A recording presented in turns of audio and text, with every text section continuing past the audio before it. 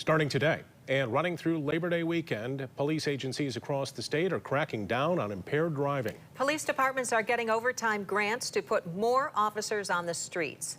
It's well known that for suspected drunk drivers, officers do a breathalyzer test and a field sobriety test. But how do police check for drivers high on marijuana and other drugs? News 8's Byron Tollefson talked with local law enforcement about what they watch out for. As the state starts its Drive Sober campaign today, more officers will be out on the roads, not only watching for drunk drivers, but drivers high on drugs. And there's a lot that law enforcement agencies have at their disposal to investigate that. No matter if a driver is drunk or high, deputies stop them in the first place for the same reasons. We have to show impairment, so we have to find poor driving. So you were speeding, you were crossing over the center lines, not stopping at a stop sign or red light.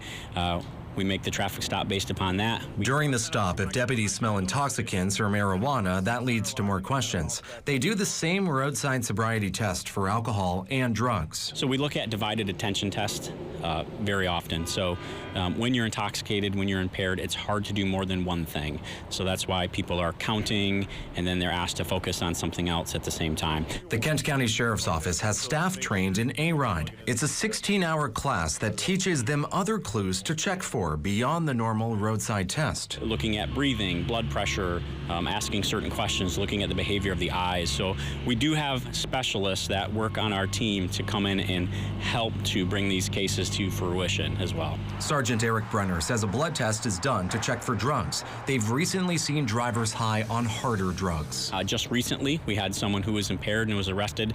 The blood results came back with fentanyl. So we had someone who was impaired, driving under the influence of fentanyl. Although they do test for marijuana usage, with that drug, deputies focus more on the behavior of the driver and signs of impairment. We just have to show a traffic violation, some impaired driving, and then we take and do a chemical test, and that is enough to then bring that case to court and have someone charged. Brenner, a former road patrol deputy, has seen how impaired driving has destroyed lives. If I could communicate anything, it would be the significant impact that these alcohol and drug-related driving issues have on people's families, themselves, and other people's families. He says the first fatal traffic crash he responded to is forever seared in his mind. It stays with him today.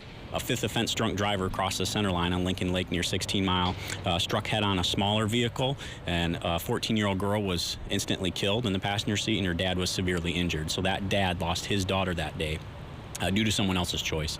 The Drive Sober campaign goes through Labor Day weekend. The overtime grants are made possible through state and federal funding. In Grand Rapids, Byron Tollefson, News 8.